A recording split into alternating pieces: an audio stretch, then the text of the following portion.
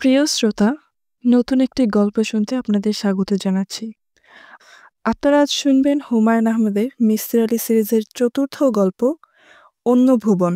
আজ তার প্রথম পর্ব। শুরু করছি গল্প পাঠ। দুপুরবেলা কাজের মেয়েটি মিসির আলিকে ডেকে তুলল। কে নাকি দেখা করতে এসেছে, খুব জরুরি দরকার। মিসির আলির রাগে গা কাঁপতে লাগলো। কাজের মেয়েটিকে বলে দেয়া ছিল কিছুতেই যেন তাকে ৩টার আগে ডেকে না তোলা হয়। ঘড়িতে এখন বাজছে 2:10। যত জরুরি কাজই থাকুক, এই সময় তাকে ডেকে তোলার কথা নয়। মিসির আলি রাগ কমাবার জন্য উল্টো দিকে 10 থেকে 1 পর্যন্ত গুনলেন। গুনগুন করে মনে মনে গাইলেন, আজই এ বসন্তে এত ফুল ফুটে, এত পাখি গায়। এই গানটি গাইলে তার রাগ আপনাতেই কিছুটা নেমে যায়, কিন্তু আজ নামছে না। কাজের মেয়েটির ভাবলেশহীন মুখ দেখে তা আরো বেড়ে যাচ্ছে। তিনি গম্ভীর গলায় ডাকলেন, রেবা। জি। আর কোনোদিন তুমি আমাকে ৩টার আগে ডেকে তুলবে না। জি আচ্ছা। 2 থেকে 3টা, এই 1 ঘন্টা আমি প্রতিদিন দুপুরে ঘুমিয়ে থাকি। এর নাম হচ্ছে সিয়াস্তা, বুঝলে? জি। ঘড়ি দেখতে জানো? জি না। মিসির আলির রাগ দপ করে নিভে গেল। যে মেয়ে ঘড়ি দেখতে জানে না, সে তাকে 3টার সময় ডেকে তুলবে কিভাবে? রেবা মেয়েটির নতুন কাজে এসেছে, তাকে শিখিয়ে পড়িয়ে নিতে হবে। রেবা। জি। আজ সন্ধ্যার পর তোমাকে ঘড়ি দেখা শেখাবো। 1 থেকে 12 পর্যন্ত সংখ্যা প্রথম শিখতে হবে, ঠিক আছে? জি, ঠিক আছে। এখন বলো, যে লোকটি দেখা করতে এসেছে সে কেমন? রেবা অবাক হয়ে তাকিয়ে রইল। মানুষ মানুষের মতোই, মানুষ আবার কেমন হবে? তারই সাহেব কিসব অদ্ভুত কথাবার্তা যে বলে, পাগলা ধরনের কথাবার্তা। বলো বলো, চুপ করে আছো কেন? মিসির আলি বিরক্ত হলেন।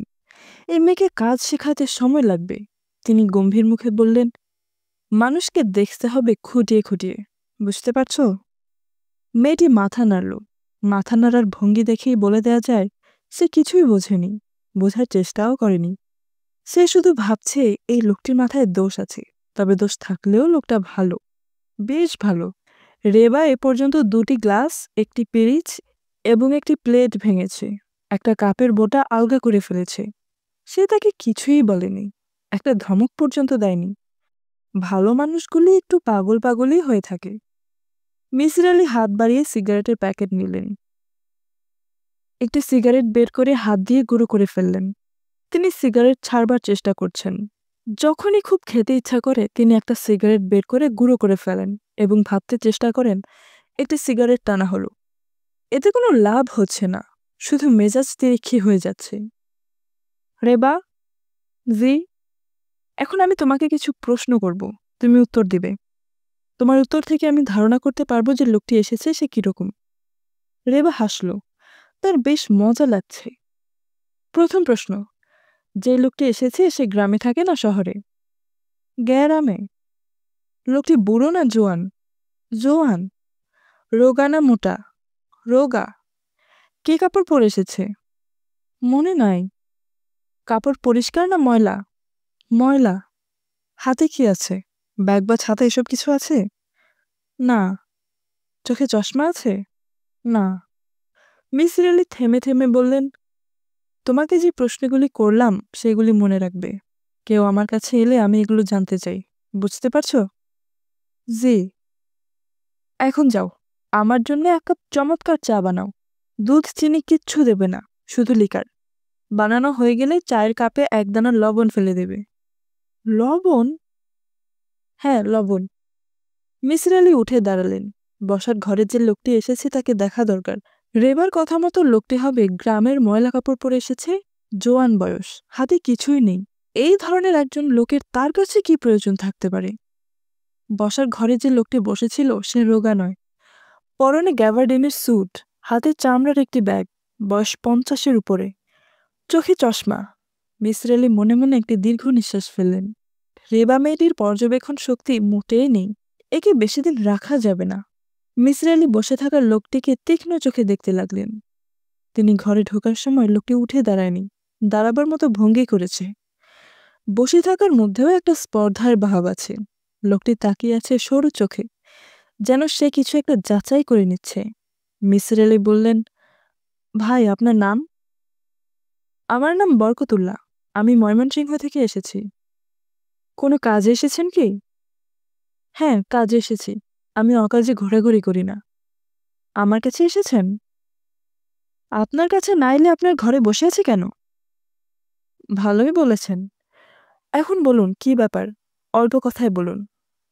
বরকতুল্লাহ সাহেব থমথমে গলায় বললেন, আমি কথা কম বলি, আপনাকে বেশিক্ষণ বিরক্ত করব না। তিনি লক্ষ্য করলেন লোকটি আহত হয়েছে, তার চোখ মুখ লাল। মিসির আলি খুশি হলেন। লোকটি বড় বেশি স্পর্ধা দেখাচ্ছে। বরকতুল্লাহ সাহেব, চা খাবেন? জি না, আমি চা খাই না। আমার যা বলার তা আমি খুব অল্প কথায় বলে চলে যাব। মিসির আলি হাসতে হাসতে বললেন, অল্প কথায় কিছু বলতে পারবেন বলে আমার বিশ্বাস হচ্ছে না। আপনার অভ্যাস হচ্ছে বেশি কথা বলা। আপনি চা খাবেন কি না তার জবাব দিতে গিয়ে একটি দীর্ঘ বাক্য বলেছেন। আপনি বলেছেন, জি না, আমি চা খাই না। আমার যা বলার তা আমি খুব অল্প কথায় বলে চলে যাব। এই বাক্যটিতে 17টি শব্দ আছে। বরকতুল্লাহ সাহেব অবাক হয়ে তাকালেন। তার ভ্রু কুঞ্চিত হল। মিসির আলি মনে মনে হাসলেন। কাউকে বুদ্ধির খেলায় হারাতে পারলে তার খুব আনন্দ হয়।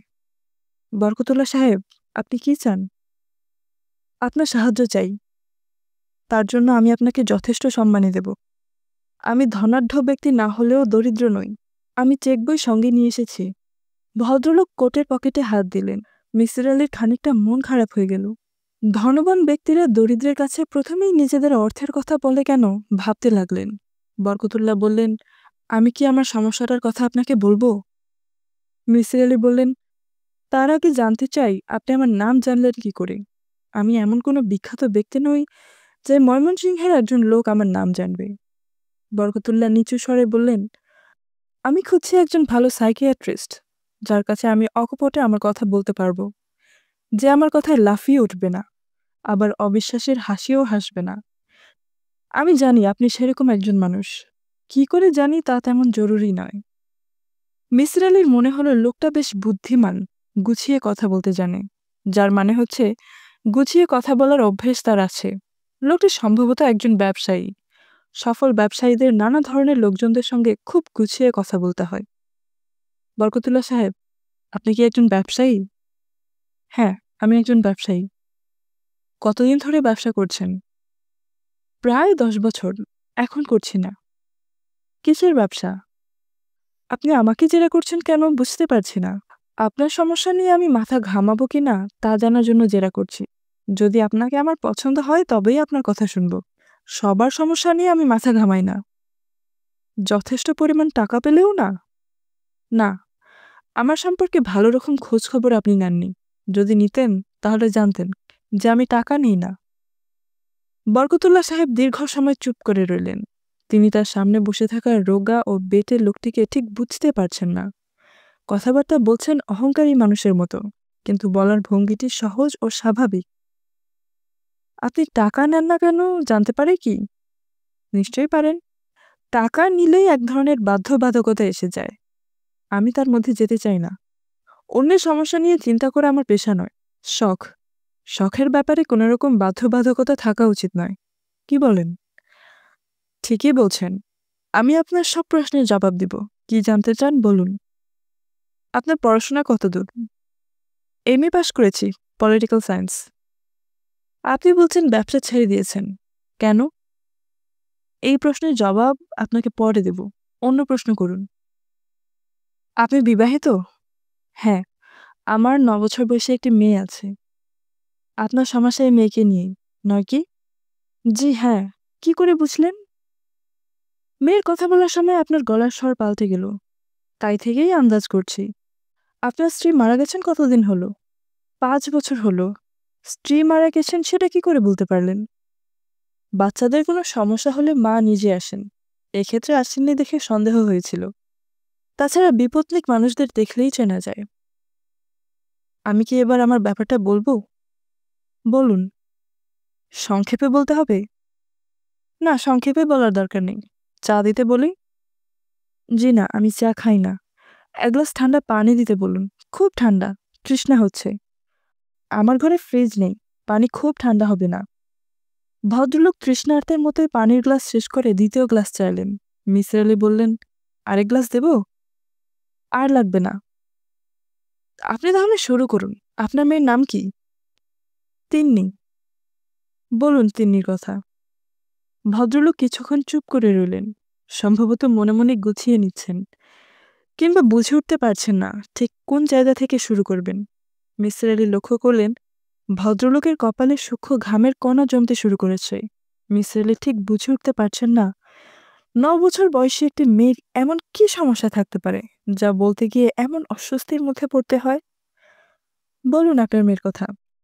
ভদ্রলোক বলতে শুরু করলেন, আমার মেয়ের নাম তিন্নি। ওর বয়স 9 বছর। মেয়ের জন্মের সময় ওর মা মারা যায়। মেয়েটিকে আমি নিজেই মানুষ করি। আমি মোটামুটিভাবে একজন সচ্ছল মানুষ, কাজে আমার পক্ষে বেশ কিছু কাজের লোক রাখা কোনো সমস্যা ছিল না। তিন্নিকে দেখাশোনার জন্য অনেকেই ছিল, তবুও মেয়েটির বেশিরভাগ দায়িত্ব আমি পালন করেছি। দুধ বানানো, খাওয়ানো, ঘুম পাড়ানো সবই আমি করতাম। বুঝতেই পারছেন মেয়েটি আমার খুবই আদরের। সব বাবার কাছেই তাদের ছেলেমেয়ের আদর থাকে, কিন্তু আমার মধ্যে বাড়াবাড়ি রকমের ছিল। মিসির আলি বললেন, আপনি কি বলতে চাচ্ছেন এখন নেই? ভদ্রলোক এই প্রশ্নের জবাব দিলেন না, তার মেয়ের কথা বলে যেতে লাগলেন। তিনি এমন একটি ভঙ্গি করলেন যেন প্রশ্নটি শুনতে পাননি। তিন্নির বয়স যখন 1 বছর, তখন লক্ষ্য করলাম ও অন্যান্য শিশুদের মতো নয়। সাধারণত 1 বছর বয়সেই শিশুরা কথা বলতে শুরু করে। তিন্নির বেলা তা হলো না। সে কথা বলা শিখল না। বড় বড় ডাক্তাররা সবাই দেখলেন, তারাও কোনো কারণ বের করতে পারলেন না। মেয়েটি কানে শুনতে পায়, তার ভোকাল কর্ড ঠিক আছে, কিন্তু কথা বলে না। কেউ কিছু বললে মন দিয়ে শুনে, এই পর্যন্তই। ইএনটি স্পেশালিস্ট প্রফেসর আলম বললেন, অনেক বাচ্চারাই দেরিতে কথা শেখে। এর বেলাও তাই হচ্ছে, দেরি হচ্ছে। আপনি আপনার মেয়ের সঙ্গে দিনরাত কথা বলবেন, ও শুনে শুনে শিখবে। আমি প্রফেসর আলমের পরামর্শ মতো প্রচুর কথা বলতাম, গল্প পড়ে শোনাতাম, সিনেমায় নিয়ে যেতাম, কিন্তু কোনো লাভ হলো না।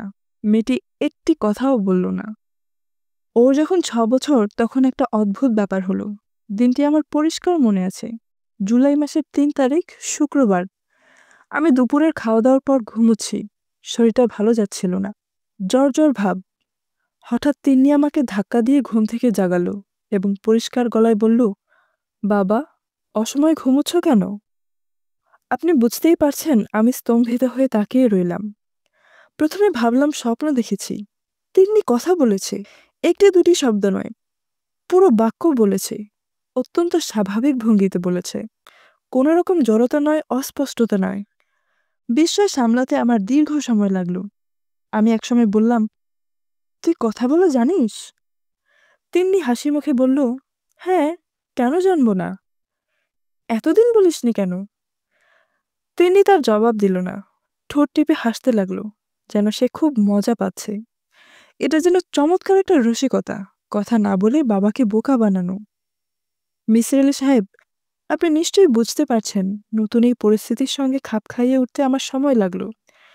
তবে আমি ঠান্ডা ধরনের মানুষ। আমি কোনো কিছু নিয়েই হইচই শুরু করি না। প্রথমে নিজে বুঝতে চেষ্টা করি। কিন্তু তিন্নির ব্যাপারটা আমি কিছুতেই বুঝলাম না। হঠাৎ করে কথা বলা শুরু করা ছাড়াও তার মধ্যে বড় ধরনের অস্বাভাবিকতা ছিল।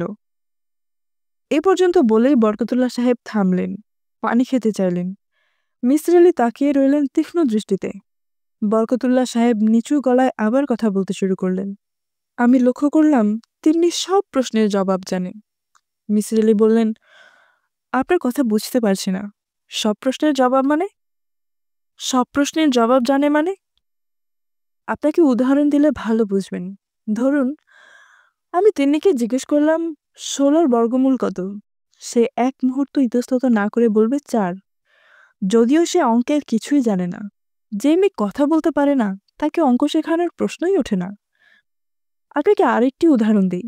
একদিন বাসায় ফিরে তিন্নিকে জিজ্ঞেস করলাম, বলো তো মা, আজ নয়া বাজারে কার সঙ্গে দেখা হয়েছে? সে সঙ্গে সঙ্গে বলল, হালিম সাহেবের সঙ্গে। হালিম আমার বাল্য বন্ধু। তিনি তাকে চেনে না। তার সঙ্গে আমার মেয়ের কোনোদিন দেখা হয়নি। হালিমের সঙ্গে আমার দেখা হয়েছে, এটা তিন্নি জানার কোনো কারণ নেই। মিসির আলি সাহেব, বুঝতেই পারছেন আমি খুব চিন্তিত হয়ে পড়লাম।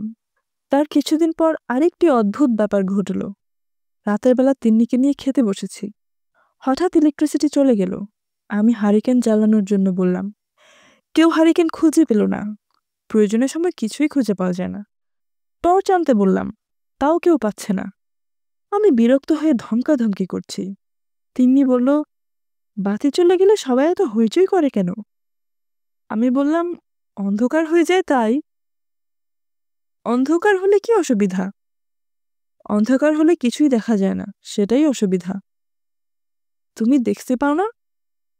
শুধু আমি কেন, কেউই পায় না। আলো ছাড়া কিছুই দেখা যায় না মা।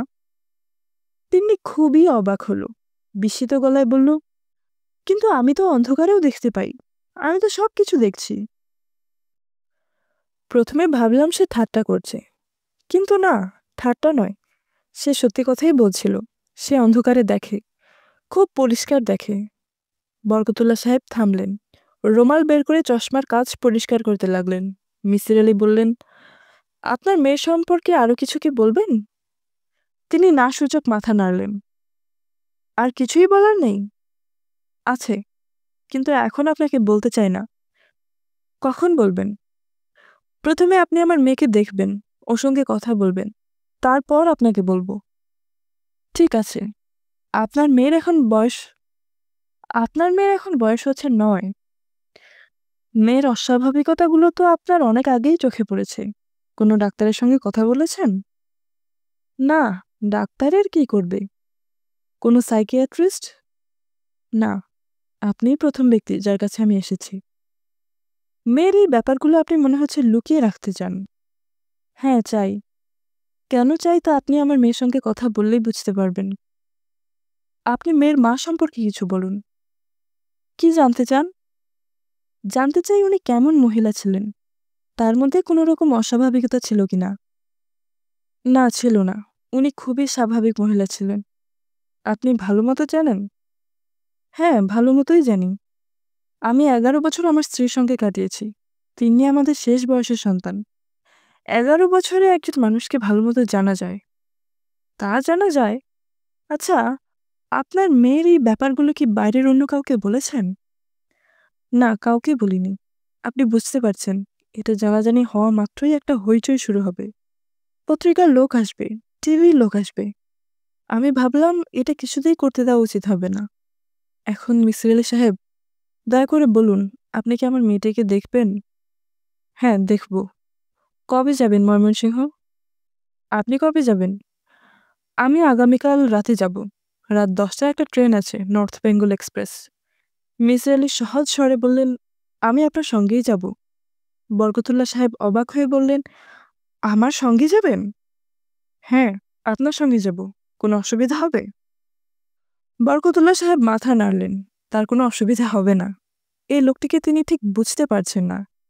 যে প্রথমে তার কথা শুনতেই চায়নি, সে এখন কত বিচিত্র স্বভাবের মানুষ এই পৃথিবীতে আছে। তিনি অবেলায় ঘুমিয়ে পড়েছিল। ঘুম ভাঙল সন্ধ্যার আগে আগে। আধার হয়ে আসছে। চারদিকে শুনশান নীরবতা। দোতলায় কেউ নেই, কেউ থাকে না কখনো। এ বাড়ির সব মানুষজন থাকে একতলায়। তিন্নির কাউকে ডাকতে ইচ্ছা করছে না। সে জানালার পাশে গিয়ে বসল। এখান থেকে রাস্তা দেখা যায়। রাস্তা দিয়ে লোকজন যাওয়া আসা করছে। নানান ধরনের মানুষ, কারোর সঙ্গে কারোর কোনো মিল নেই। কত মজার মজার কথা এক একজন ভাবছে, কিন্তু ওরা কেউ জানে না তিনি সব বুঝতে পারছে। এই তো একজন মোটা লোক যাচ্ছে, তার হাতে একটা ছাতা। শীতের সময় কেউ এমন ছাতা নিয়ে বের হয়? ছাতাটা কেমন অদ্ভুতভাবে দোলাচ্ছে লোকটা, এবং মনে মনে ভাবছে বাড়ি পৌঁছেই গরম পানি দিয়ে গোসল করে ঘুমোবে। শীতের দিনে সন্ধ্যাবেলায় কেউ ঘুমায়? লোকটার মনে খুব আনন্দ, কারণ সে হঠাৎ করে অনেক টাকা পেয়েছে। কেউ দিয়েছে তাকে। যে দিয়েছে তার নাম রহমত মিয়া। বুড়ো লোকটি চলে যেতেই রোগা একটা মানুষকে দেখা গেল। সে খুব রেগে আছে, কাকে যেন খুব গাল দিচ্ছে। এমন বাজে গলা যে শুনলে খুব রাগ লাগে। তিন্নি জানালা বন্ধ করে দিল। ঘরটা এখন অন্ধকার। অন্ধকারে কেউ কিছু দেখতে পায় না, কিন্তু সে পায়। কেউ অন্ধকারে দেখতে পায় না, সে পায় কেন? সে কেন অন্য মানুষদের মতো নয়? কেন সবাই তাকে ভয় পায়? এই যে সন্ধ্যা হয়ে গেছে, কিন্তু কেউ তার কাছে আসছে না। যতক্ষণ সে না ডাকবে ততক্ষণ আসবে না। এলে খুব ভয় ভয়ে আসবে। দরজার ওপাশে দাঁড়িয়ে ফিসফিস করে বলবে, তিন্নি আপা, তিন্নি আপা। এমন রাগ লাগে। রাগ হলে তিন্নি সবাইকে কষ্ট দিতে ইচ্ছা করে। তখন তার কপালের বাপাশে চিনচিনে ব্যথা হয়। ব্যথা হলেই রাগ আরও বেড়ে যায়। রাগ বাড়লে ব্যথা বাড়ে। কি কষ্ট, কি কষ্ট! তিন্নি দরজা খুলে বারান্দায় এসে দাঁড়ালো এবং রিনরিনে গলায় ডাকলো, নাজিম, নাজিম। নাজিমের পায়ের শব্দ পাওয়া যাচ্ছে। সে ভয়ে ভয়ে সিঁড়ি দিয়ে উঠে আসছে। তিন্নি তাকে দেখতে পাচ্ছে না। দোতলায় ওঠার সিঁড়ি পেছনের দিকে, কিন্তু তবুও তিন্নি পরিষ্কার বুঝতে পারছে নাজিম রেলিং ধরে ধরে উপরে আসছে। তার হাতে এক গ্লাস দুধ। নাজিম তার জন্য দুধ আনছে। কি বিশ্রী ব্যাপার! সে দুধ চায়নি, তবুও আনছে। এমন গাধা কেন লোকটা? তিন্নি আপা। তিন্নি তাকালো না। নাজিম সিঁড়ির মাথায় দাঁড়িয়ে আছে। খুব ভয় পাচ্ছে। ভয় তার পা কাঁপছে। দুধ এনেছেন কেন? দুধ খাবো না। অন্য কিছু খাবে না পা? না, কিছু খাবো না। জি আচ্ছা। বাবা কবে আসবে আপনি জানেন? জানি না আপা। বাবা কাল সকালে আসবে। একা আসবে না, একটা লোককে নিয়ে আসবে। নাজিম কিছু বলল না। তেমনি কাটা কাটা গলায় বলল, আপনি আমার কথা বিশ্বাস করছেন না, তাই না? করছি আপা। আমি সবকিছুই বুঝতে পারি। আমি জানি আপা। আপনি আমাকে ভয় করেন কেন? আমি ভয় করি না আপা। না, করেন। আপনারা সবাই আমাকে ভয় করেন। আপনি করেন, আবুর মা করে, দারোয়ান করে, সবাই ভয় করে। যান, আপনি চলে যান। দুধ খাবেন না? না, খাবো না। কিচ্ছু খাবো না। বাতি জ্বালিয়ে দেই? না, বাতি জ্বালাতে হবে না। জি আচ্ছা। আমি যাই আপা? না, আপনি যেতে পারবেন না। আপনি দাঁড়িয়ে থাকুন। নাজিম দাঁড়িয়ে রইল। তিন্নি তার ঘরে ঢুকে ছবি আঁকতে বসল। ঘর এখন নিকষ অন্ধকার, কিন্তু তাতে তার কোনো অসুবিধা হচ্ছে না। অন্ধকারেই বরং রঙগুলো পরিষ্কার দেখা যাচ্ছে। তিন্নি অতি দ্রুত ব্রাশ চালাচ্ছে। ভালো লাগছে না। কিছু ভালো লাগছে না। কান্না পাচ্ছে। সে তার রঙগুলি দূরে সরিয়ে কাঁদতে শুরু করলো। নাজিম ভীত গলায় বলল, কি হয়েছে তিন্নি আপা? তিন্নি তীক্ষ্ণ স্বরে বলল, কিছু হয়নি, আপনি চলে যান। নাজিম অতি দ্রুত সিঁড়ি থেকে নেমে গেল, যেন সে পালিয়ে বেঁচেছে। তারা ময়মনসিংহ এসে পৌঁছলেন ভোর রাতে। তখনও চারদিক অন্ধকার। কিছুই দেখার উপায় নেই। মিসির আলির মনে হলো বিশাল একটা রাজপ্রাসাদের সামনে দাঁড়িয়ে আছেন। গাছগাছালিতে চারদিক ঢাকা। বারান্দায় অল্প পাওয়ারের বাতি জ্বলছে। তাতে চারদিকের অন্ধকার আরও গাঢ় হয়েছে। মিসির আলি বললেন, রাজবাড়ি বলে মনে হচ্ছে। বরকত সাহেব শীতল গলায় বললেন, একসময় ছিল। সুষম দুর্গাপুরের মহারাজার বাড়ি। আমি কিনে নিয়েছি। দারোয়ান গেট খোলা মাত্র ছুটাছুটি শুরু হয়ে গেল। অনেক লোকজন বেরিয়ে এলো। সবাই ভৃত্য শ্রেণীর। আজকালকার যুগেও যে এতজন কাজের লোক থাকতে পারে তা মিসির আলি ধারণা করেননি। তিনি লক্ষ্য করলেন, এরা কেউ তিন্নি মেয়েটির উল্লেখ করছে না। মেয়ের বাবাও মেয়ে সম্পর্কে কাউকে কিছু জিজ্ঞাসা করলেন না। অথচ জিজ্ঞেস করাটাই স্বাভাবিক ছিল। বরকত সাহেব বললেন, আপনি যান, বিশ্রাম করুন। সকালবেলা আপনার সঙ্গে কথা হবে। কালো মতো লম্বা একটি ছেলে তার ঘর দেখিয়ে দিল। একতলার একটি কামরা। পুরনো দিনের কামরাগুলো যেমন হয়, দৈর্ঘ্যে প্রস্থে বিশাল। বিরাট দক্ষিণমুখী জানালা। ঘরের আসবাবপত্র সবই দামি ও আধুনিক। খাটে 6 ইঞ্চি ফোমের তোষক, রকিং চেয়ার, মেঝেতে দামি স্যাক কার্পেট। মফস্বল শহরে এসব জিনিস ঠিক আশা করা যায় না। বাথরুমে ঢুকে মিসির আলি আরও অবাক হলেন। ওয়াটার হিটারের ব্যবস্থা আছে। চমৎকার বাথটাব। মিসির আলির মনে হলো অনেকদিন এই ঘরে বা বাথরুমে কেউ আসেনি। এমন চমৎকার একটি গেস্টরুম এরা শুধু শুধু বানিয়ে রেখেছে।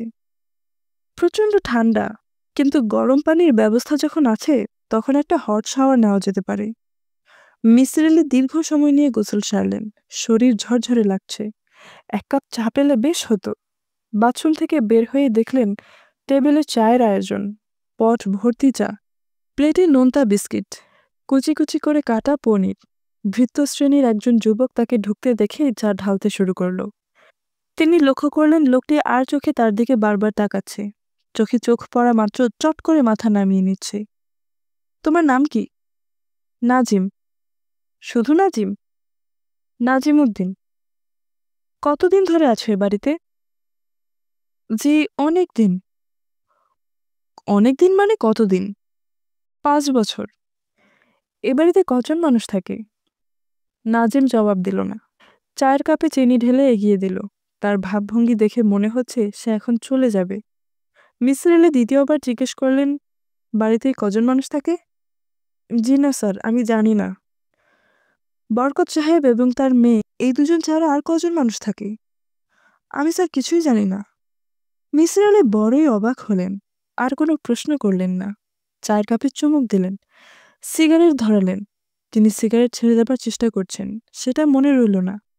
এই লোকটি কোনো কিছুই বলতে চাচ্ছে না কেন? বাধা কোথায়?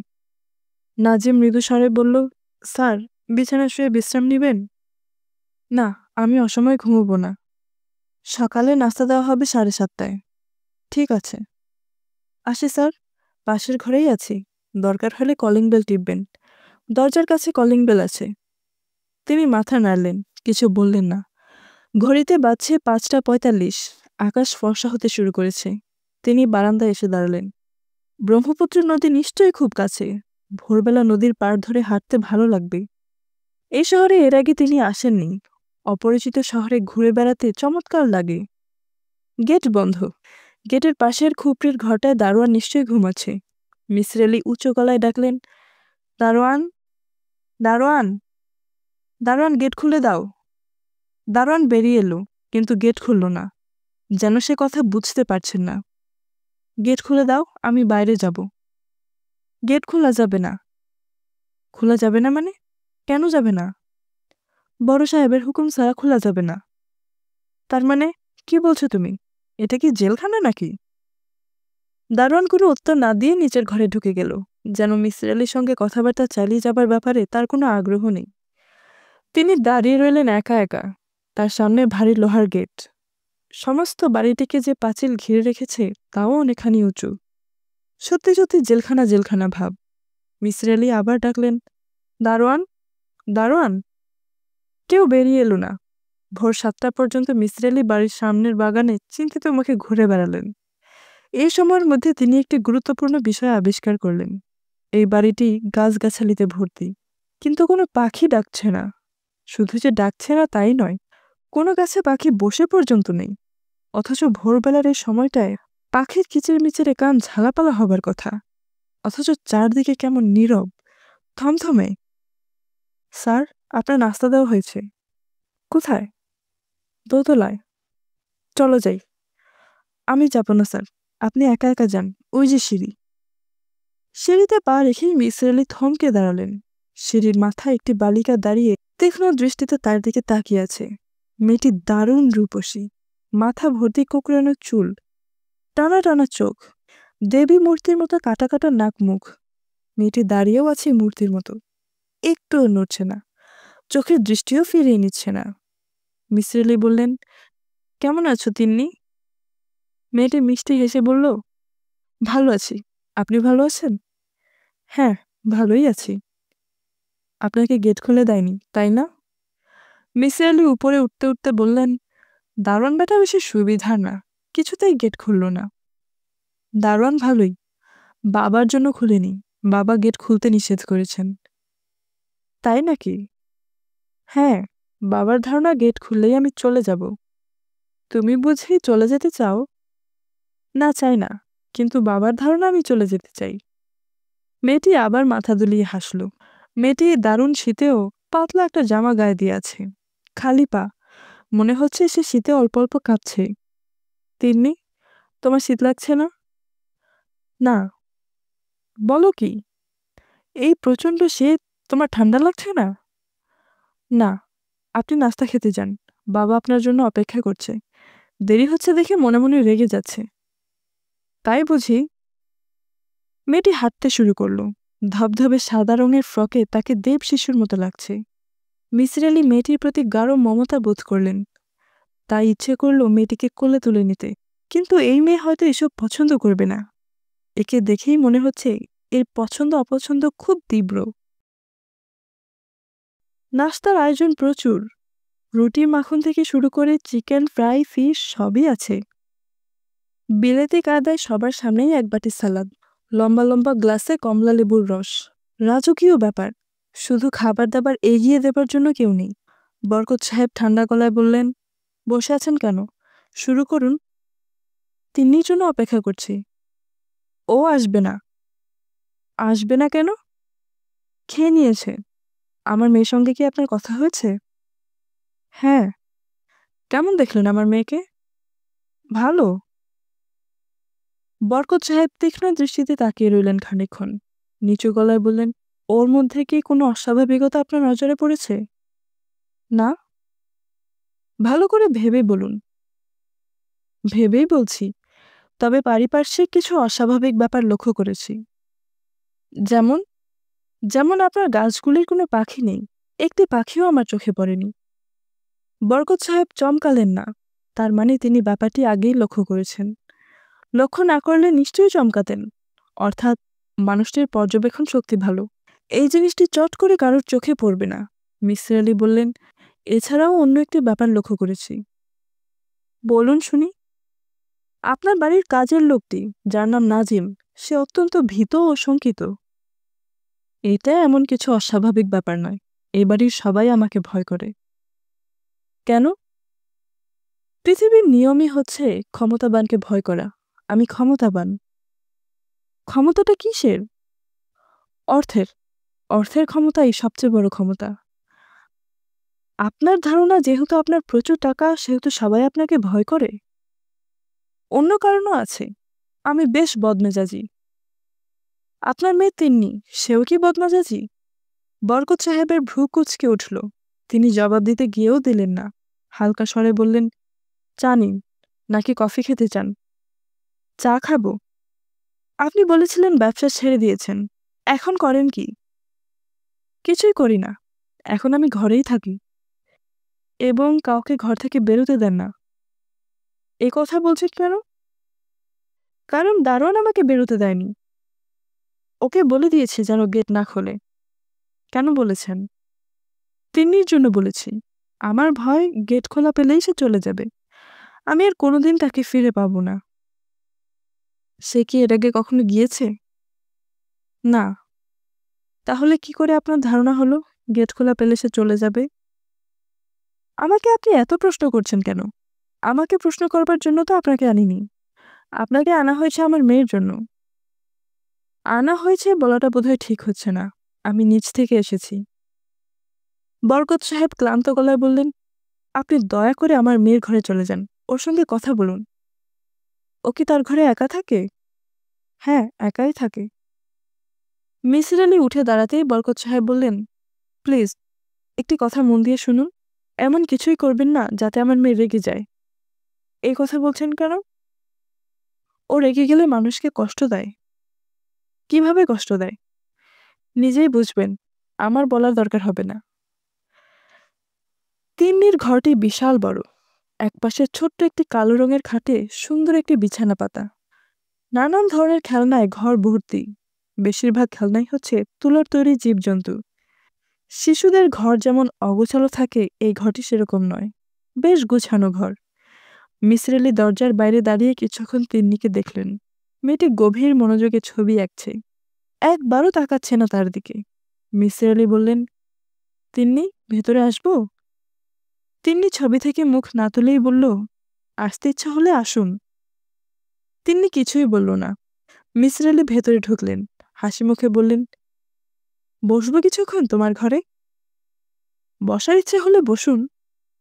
তিনি বসলেন, হাসি মুখে বললেন, কিসের ছবি আঁকছো? গাছের।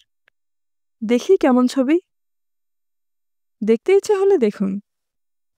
তিনি তার ছবি এগিয়ে দিল। মিসির আলি অবাক হয়ে দেখলেন, অদ্ভুত সব গাছের ছবি আঁকা হয়েছে। গাছগুলিতে কোনো পাতা নেই, অসংখ্য ডাল। গাছগুলি লতানো, কিছু কিছু লতা আবার চুলের বেনির মতো পাকানো। সুন্দর হয়েছে তো গাছের ছবি? আপনার ভালো লেগেছে? হ্যাঁ। এরকম ছবি কি আপনি এর আগে কখনো দেখেছেন? না, দেখিনি। তাহলে আপনি কেন জিজ্ঞেস করলেন না কি করে আমি না দেখে এমন সুন্দর গাছের ছবি আঁকা শিখলাম? শিশুরা মন থেকে অনেক জিনিস আঁকে। তিন্নি হাসল। তিনি প্রথম মেয়েটির মুখে হাসি দেখলেন। তিন্নি হাসতে হাসতে ভেঙে পড়ছে। মিসির আলি বললেন, তুমি এত হাসছো কেন? হাসতে ভালো লাগছে তাই হাসছি। তিনি নিজেও হাসলেন। হাসতে হাসতে বললেন, আমি শুনেছি তুমি সব প্রশ্নের উত্তর জানো। কে বলেছে? বাবা। হ্যাঁ। তুমি কি সত্যি সত্যিই জানো? জানি। পরীক্ষা করতে চান? হ্যাঁ চাই। বলো তো, 9-এর বর্গমূল কত? 3। 5-এর বর্গমূল কত সেটা জানো? তিন্নি কিছুক্ষণ চুপ করে থেকে বলল, আমি জানি না।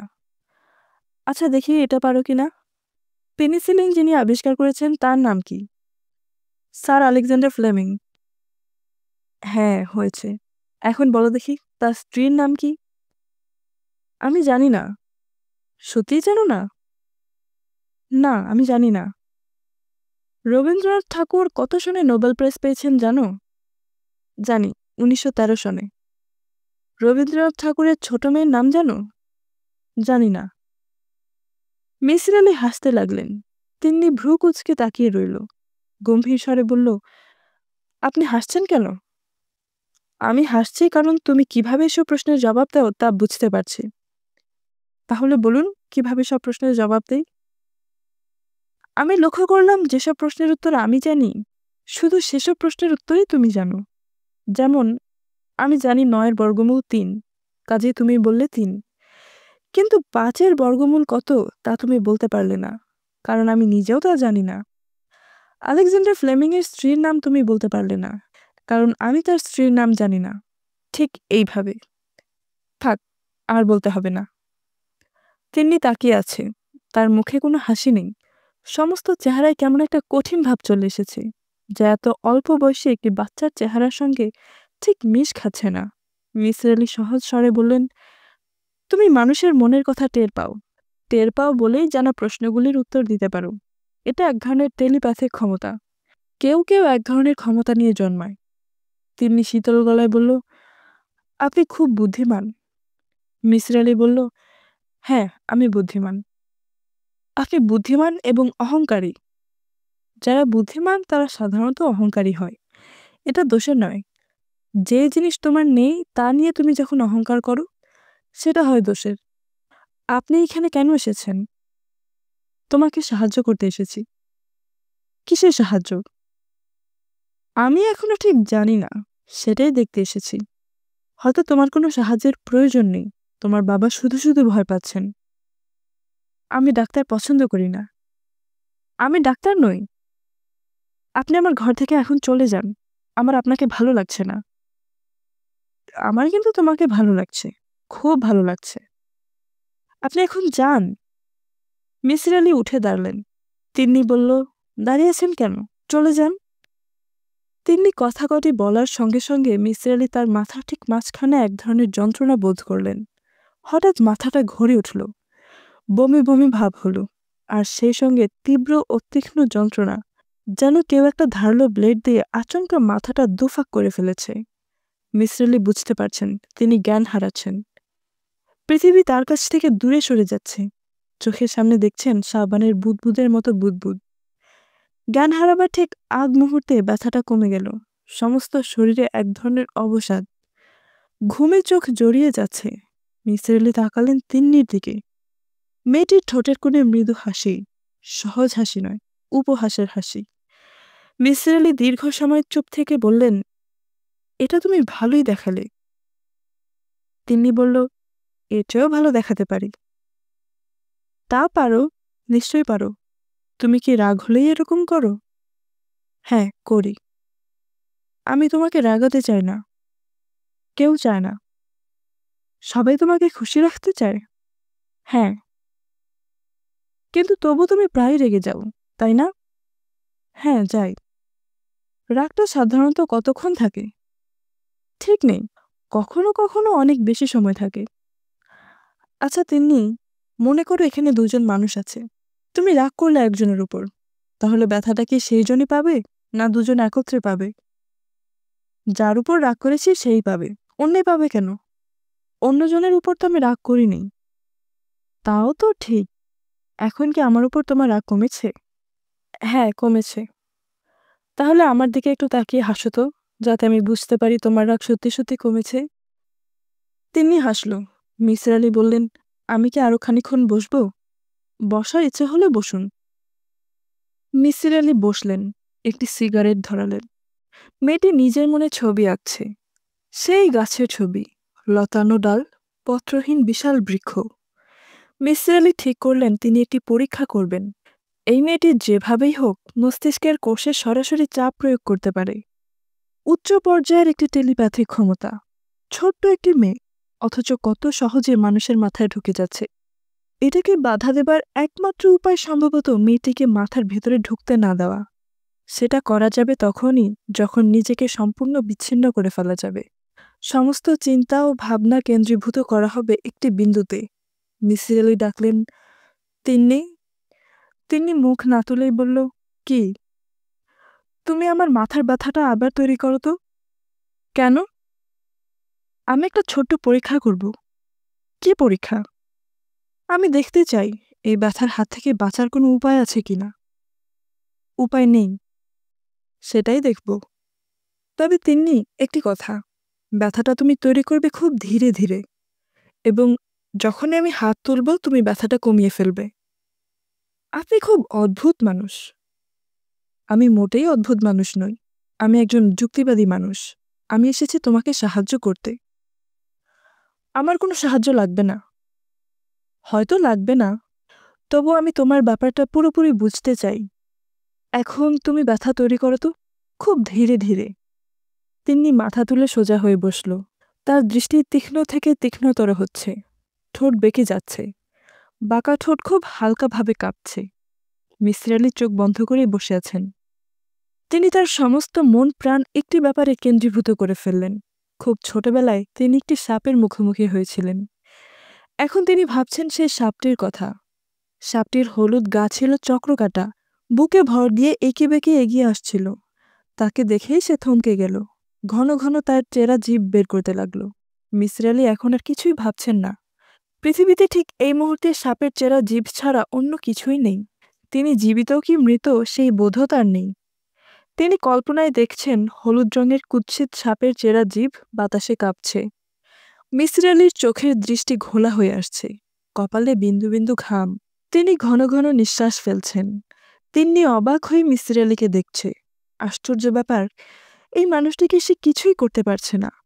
এতক্ষণে ব্যথায় তার ছটফট করা উচিত ছিল, কিন্তু লোকটি এখনো হাত তুলছে না। এর মানে কি এই যে সে ব্যথা পাচ্ছে না? তা কি করে সম্ভব? তিন্নি ব্যথার পরিমাণ অনেক দূর বাড়িয়ে দিল। তার নিজের মাথায় এখন ঝিমঝিম করছে। মিসির আলি হাত তুললেন। তিনি পরীক্ষায় পাশ করেছেন। মিসির আলি দুর্বল গলায় বললেন, তিন্নি, আমি এখন যাই, তোমার সঙ্গে পরে কথা হবে। তিন্নি জবাব দিল না, অবাক চোখে তাকে দেখতে লাগল। মিসির আলি বললেন, তিন্নি, আমি কি তোমার আঁকা ছবিগুলো নিতে পারি? কেন? আমি নিজের ঘরে বসে সময় নিয়ে ছবিগুলি দেখব। তাতে কি হবে? তোমাকে বুঝতে সুবিধা হবে। তিন্নি তার হাতে একগাদা ছবি তুলে দিল। মিসির আলি সিঁড়ি বেয়ে নেমে গেলেন। ক্লান্তিতে তার পা ভেঙে আসছে, ঘুমে চোখ জড়িয়ে আসছে। তিনি পিছনে ফিরলেন। তিন্নি গাছে উঠে গেছে। তার মাথার উপর চক্রাকারে কয়েকটি পাখি উঠছে। আশেপাশে পাখি নেই, কিন্তু এই মেয়েটির মাথার উপর পাখি উঠছে কেন? শালিক পাখি কিচমিচ শব্দ করছে। মেয়েটিকে দেখে মনে হয় সেও কিছু বলছে পাখিদের। এত রহস্য কেন? মিসির আলি নিজের ঘরের দিকে এগোলেন। তার মন ভারাক্রান্ত। তিনি নিজের ভিতর এক ধরনের অস্থিরতা বোধ করলেন। সারাটা দিন তিনি ছাদে কাটালো। একবার এ মাথায় যাচ্ছে, আরেকবার ও মাথায়। মাঝে মাঝে বিড়বিড় করে নিজের মনে কথা বলছে এবং হাসছে। শীতের দিনের রোদ দুপুরের দিকে খুব বেড়ে যায়। সারা গা চিটবিড় করে। কিন্তু মেয়েটি নির্বিকার, হাঁটছে তো হাঁটছেই। রহিমা দুপুরে ছাদে এসে ভয়ে ভয়ে বলেছিল, ভাত দিছি, খেতে আসেন। তিন্নি কোনো কথা বলেনি। রহিমা খানিকক্ষণ দাঁড়িয়ে থেকে চলে গেছে। তিন্নি বুঝতে পারছে, সিঁড়ি দিয়ে নামার সময় রহিমা মনে মনে বলছে, পিশাচ, পিশাচ। মানুষ না, পিশাচ। তিন্নির খানিকটা রাগ লাগছিল, কিন্তু সে সামলে নিল। সবসময় রাগ করতে ভালো লাগে না, তার নিজেরও কষ্ট হয়, চোখ জ্বালা করে। রহিমা চলে যাবার পরপরই বরকত সাহেব এলেন।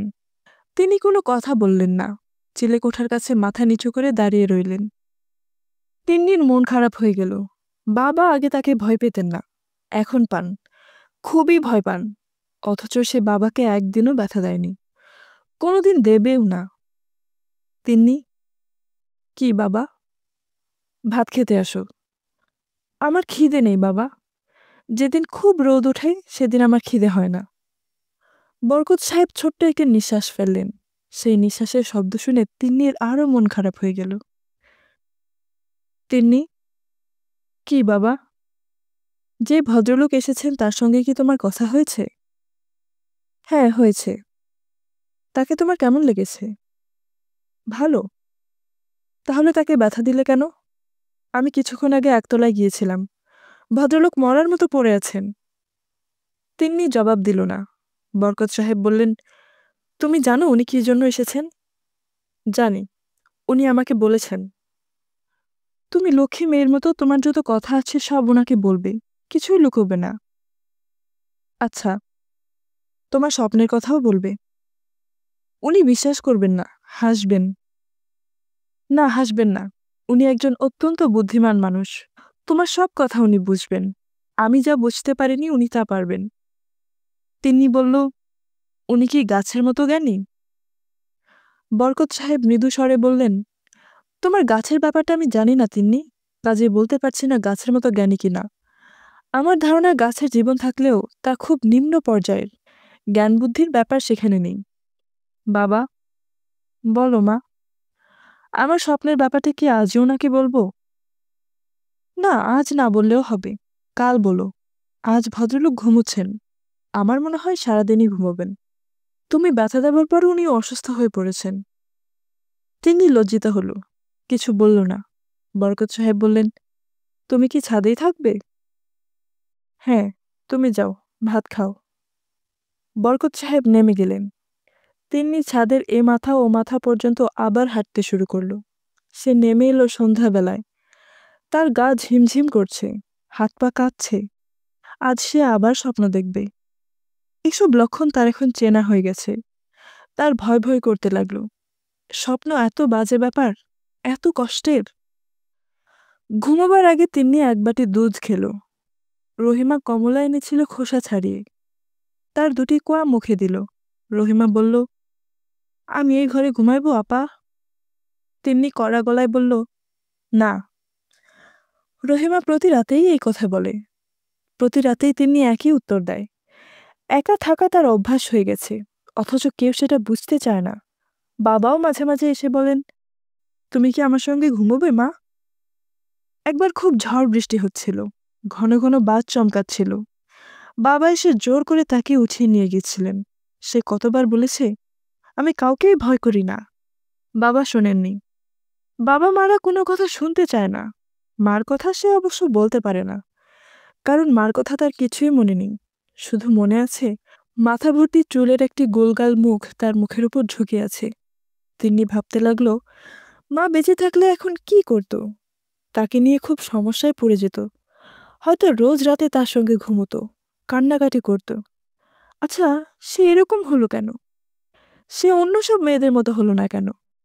রহিমা এখনো দাঁড়িয়ে আছে, সরাসরি তিন্নির দিকে তাকাচ্ছে না, কিন্তু মনে মনে চাচ্ছে তাড়াতাড়ি এই ঘর থেকে চলে যেতে।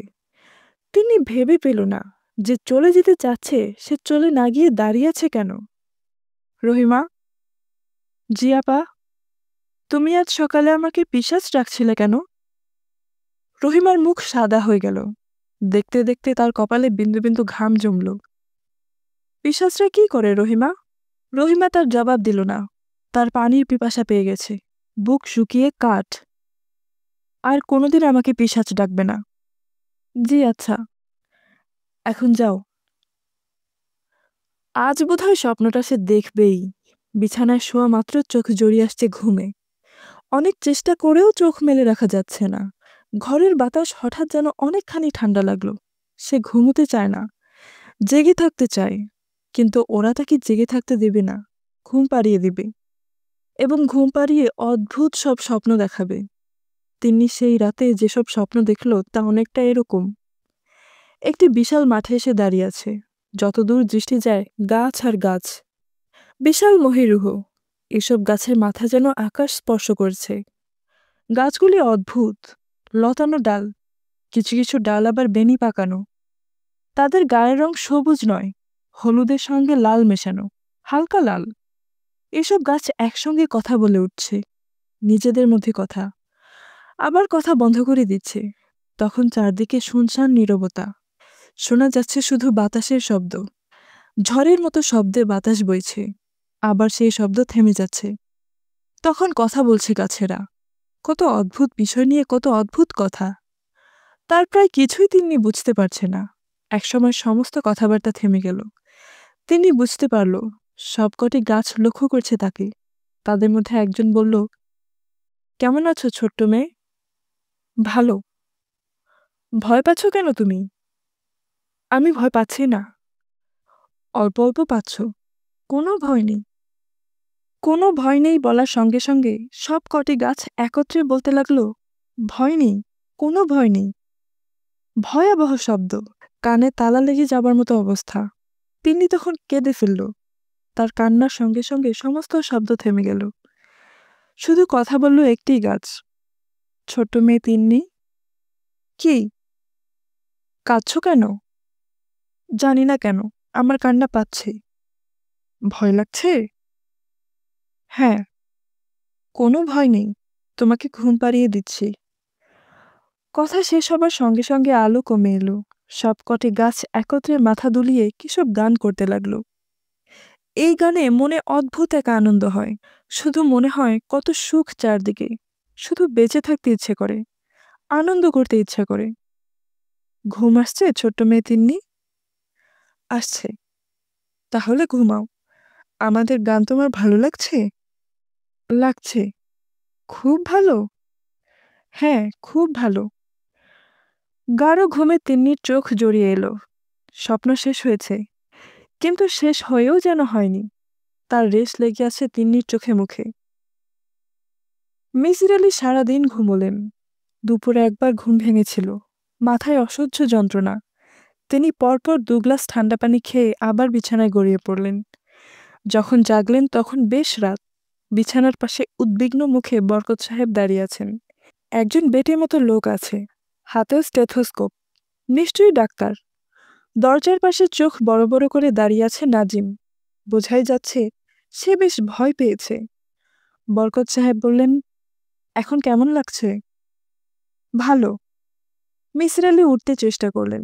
ডাক্তার সাহেব বললেন, নড়াচড়া করবেন না, চুপ করে শুয়ে থাকুন। আপনার ব্লাড প্রেশার অ্যাবনর্মালি হাই। তিনি কিছু বললেন না। নিজেকে খাপ খাইয়ে নিতে তার সামান্য সময় লাগছে। ঘুম ঘুম ভাবটা ঠিক কাটছে না।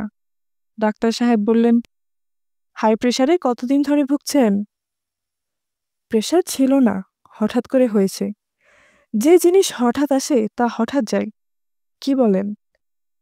না না, খুব সাবধান থাকবেন। আমি তো ভয়েই পেয়ে গিয়েছিলাম। বরকত সাহেবকে বলেছিলাম হাসপাতালে ট্রান্সফার করবার জন্য। সত্যি করে বলুন তো, এখন কি বেটার লাগছে? লাগছে, আগের মতো খারাপ লাগছে না।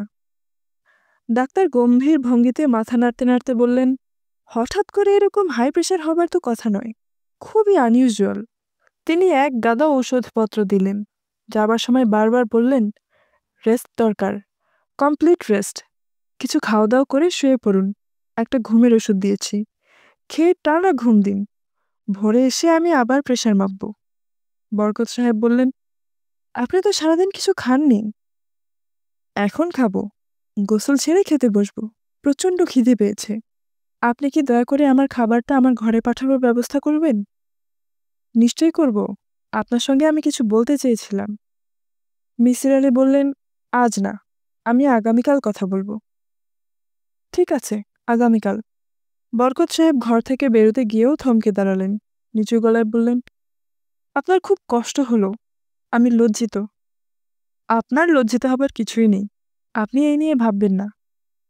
দীর্ঘ স্নানের পর মিসির আলি সাহেবের বেশ ভালোই লাগলো। ক্লান্তির ভাব নেই, মাথায় সূক্ষ্ম যন্ত্রণা আছে, তবে তা সহনীয়, এবং মনে হচ্ছে গরম এক কাপ চা খেলে সেরে যাবে। খাবার নিয়ে এলো নাজিম। মিসির আলি লক্ষ্য করলেন নাজিম তাকে বারবার আর চোখে দেখছে। তার চোখে সীমাহীন কৌতূহল। সম্ভবত সে কিছু বলতে চায়, সাহস পাচ্ছে না। মিসির আলি ভারী গলায় ডাকলেন, নাজিম। জি স্যার। তুমি কেমন আছো? জি স্যার, ভালো। তিনি তোমাকে কখনো মাথা ব্যথা দেয়নি? নাজিম চমকে উঠল, কিন্তু নিজেকে সামলে নিল। সহজভাবে ভাত তরকারি এগিয়ে দিতে লাগল। কথা বলছো না কেন নাজিম? কি বলবো স্যার? ওই যে জিজ্ঞেস করলাম, তিনি তোমাকে মাথা ব্যথা দেয় কিনা? আমার ধারণা সবাইকে মাঝে মাঝে দেয়।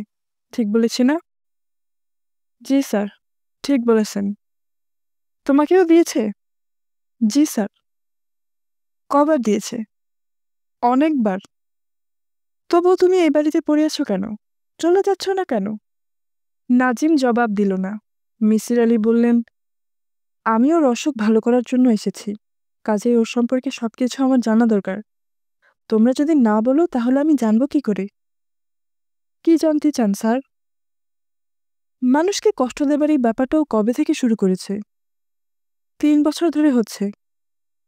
প্রথমে কিভাবে এটা শুরু হলো তোমার মনে আছে? জি আছে। রহিমা তিন্নি আপার জন্য দুধ নিয়ে গিয়েছিল।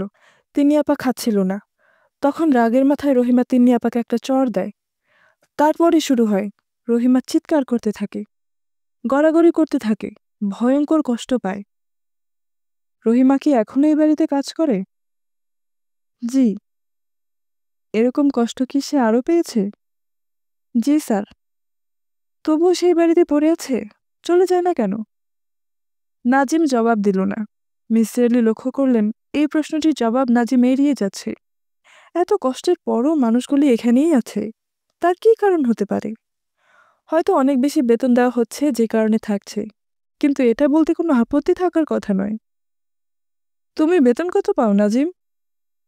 জি, মাসে 150 টাকা, আর কাপড় চোপড়। মিসির আলির মনে হলো এটা তেমন কোনো বেশি বেতন নয়, কাজেই এরা যেখানে পড়ে আছে নিশ্চয়ই তার অন্য কারণ।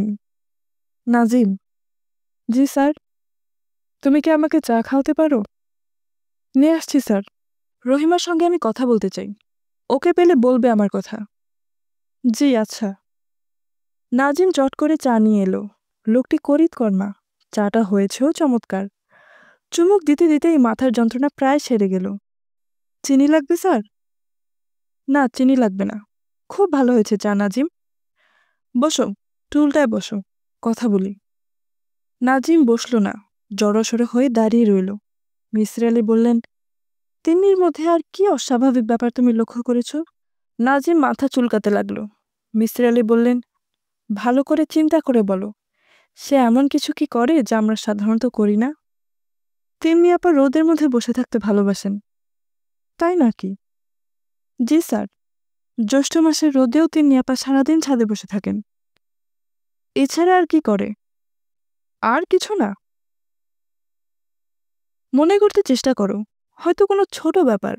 তোমার কাছে হয়তো এর কোনো মূল্যই নেই, কিন্তু আমার কাছে তা গুরুত্বপূর্ণ হতে পারে। বুঝতে পারছো আমার কথা? জি স্যার। রাত 1টার দিকে মিসির আলি তিন্নি রাখা ছবিগুলো নিয়ে বসলেন। সব মিলিয়ে 5টি ছবি। প্রতিটি ছবি গাছ বা গাছ জাতীয় কিছুর, বেশিরভাগ লতানো গাছ।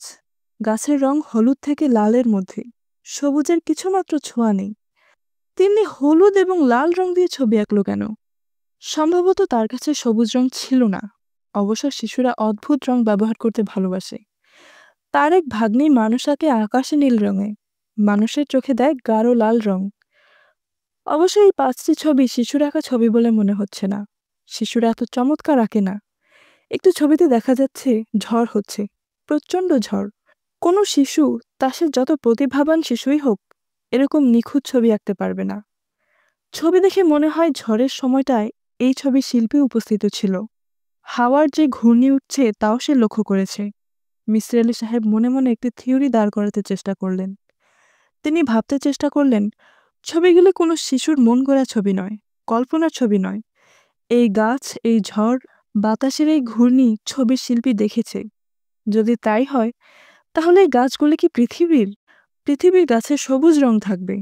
ছায়াতে জন্মানো কিছু কিছু হলুদ গাছ তিনি দেখেছেন, কিন্তু এরকম কড়া সূর্যের আলোয় হলুদ গাছ তিনি দেখেছেন বলে মনে করতে পারলেন না। প্রতিটি ছবিতে দুটি সূর্য, গনগনে সূর্য। এর মানে কি? পৃথিবীর কোনো ছবিতে দুটি সূর্য থাকবে কেন? তাহলে কি এই থিওরি দাঁড় করানো যায় যে ছবিতে যে দৃশ্য দেখা যাচ্ছে তা অন্য কোনো গ্রহের? তা কেমন করে হয়? তিন্নি অন্য কোনো গ্রহের মেয়ে, এই যুক্তি হাস্যকর। তিন্নি পৃথিবীরই মেয়ে, এতে কোনো সন্দেহ থাকার অবকাশ নেই। এই গ্রহের মেয়ে হয়ে বাইরের একটি গ্রহের ছবি সে আঁকছে কেন? কিভাবে আঁকছে? মিসির আলি গম্ভীর মুখে দ্বিতীয় সিগারেটটি ধরালেন। সব কেমন জট পাকিয়ে যাচ্ছে, এলোমেলো হয়ে যাচ্ছে, ছকে ফেলা যাচ্ছে না। তিনি সিগারেট টানতে টানতে বারান্দায় এসে দাঁড়ালেন এবং ভাবতে চেষ্টা করলেন এসব অল্প বয়সে একটি মেয়ের কল্পনার ছবি, এর বেশি কিছু নয়। মেয়েটির কল্পনা খুবই উচ্চ পর্যায়ের, যার জন্যে এত চমৎকার কিছু ছবি সে আঁকতে পারছে। ভোরবেলায় তাকে জিজ্ঞাসা করতে হবে। মিসির আলির ঠান্ডা লাগছে, হু হু করে বইছে উত্তরি হাওয়া, কিন্তু এই ঠান্ডায় দাঁড়িয়ে থাকতে বেশ লাগছে। চারদিক খুব চুপচাপ, আকাশে চাঁদ থাকায় চমৎকার জ্যোৎস্না হয়েছে। গাছের পাতার ফাঁক দিয়ে জ্যোৎস্না ভেঙে ভেঙে পড়ছে। কি অপূর্ব একটি দৃশ্য! মিসির আলি নিজের অজান্তেই হাঁটতে হাঁটতে একটি ঝাঁকড়া জাম গাছের নিচে গিয়ে দাঁড়ালেন। অদ্ভুত একটি ব্যাপার হলো। তিনি স্পষ্ট শুনলেন তিন্নি বলছে, কি, আপনার ঘুম আসছে না? তিনি আশেপাশে কাউকেই দেখলেন না, দেখার কথাও নয়। এই নিশিরাত্রিতে তিন্নি নিশ্চয়ই নিচে নেমে আসেনি।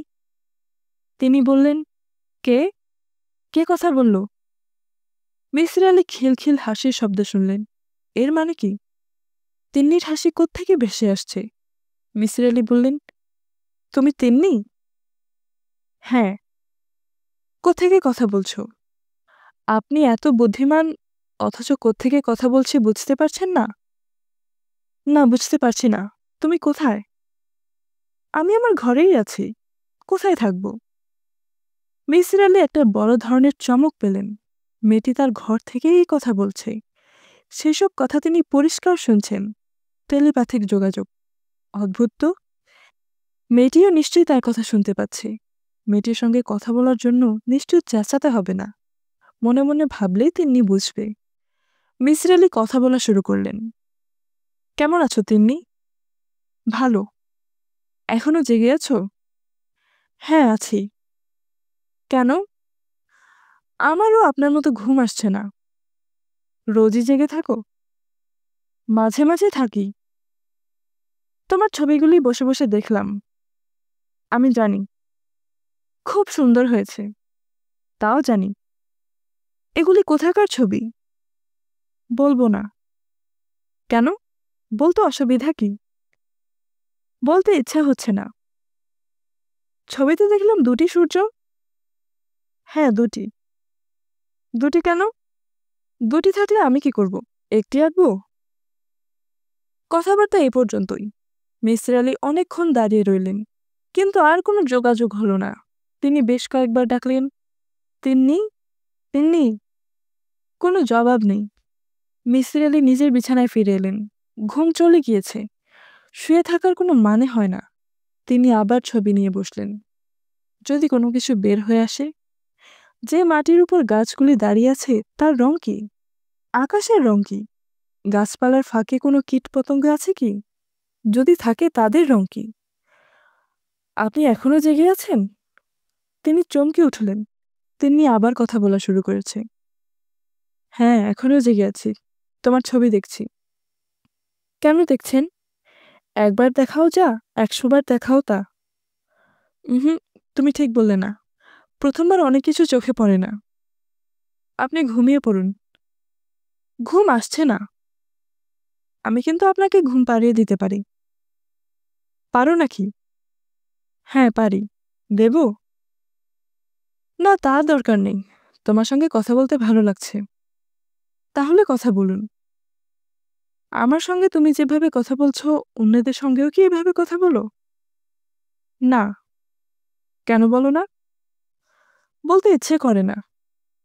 মিসির আলি চেষ্টা করতে লাগলেন আজেবাজে প্রশ্নের ফাঁকে দু একটি জরুরি প্রশ্ন করে খবরাখবর বের করে আনার। কিন্তু মেয়েটি খুব সাবধানী, সে অনায়াসে ফাঁদ কেটে বেরিয়ে যাচ্ছে। তবু এর মধ্যে একটি হচ্ছে, তিনি শুধু মানুষ নয়, পশুদের সঙ্গে যোগাযোগ করতে পারে, যেমন বিড়াল। মিসির আলি জিজ্ঞাসা করলেন, বিড়াল তোমার কথা বুঝতে পারে? পারে। তুমি ওর কথা বুঝতে পারো? বিড়াল কোনো কথা বলে না, তবে সে যা ভাবে তা বুঝতে পারি।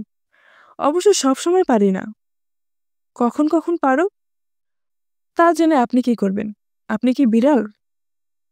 তিন্নি খিলখিল করে হাসতে লাগল। মিসির আলি রোমাঞ্চ বোধ করলেন। মেয়েটি নিজের ঘরে বসে হাসছে, অথচ তিনি কি স্পষ্ট শুনতে পাচ্ছেন। তিন্নি, বলুন। এই যে তুমি কথা বলছো, আমি শুনছি। আচ্ছা, এই বাড়িতে অন্য যারা আছে তারা কি শুনছে? তারা কিভাবে শুনবে? আমি কি তাদের সঙ্গে কথা বলছি? তাও তো ঠিক। আচ্ছা ধরো, কাল ভোরে আমি যদি অনেক দূরে চলে যাই, 3-4 মাইল দূরে কিংবা তার চেয়েও দূরে, তখনও কি তুমি আমার কথা শুনতে পারবে? তিন্নি বিরক্ত হয়ে বলল, তোর সঙ্গে আর কথা বলতে ইচ্ছা করছে না, আমি আর কথা বলবো না। মিসির আলি বললেন, শুভরাত্রি তিন্নি। তার কোনো জবাব তিনি শুনতে পেলেন না। মাথার যন্ত্রণাটা আবার ফিরে এসেছে, শরীরটা হালকা লাগছে। মিসির আলি ডাক্তারের দিয়ে যাওয়া ঘুমের ট্যাবলেট খেয়ে ঘুমোতে গেলেন। তার ঘুম হলো না, আজেবাজে স্বপ্ন দেখলেন। বেশ কয়েকবার ঘুম ভেঙেও গেল।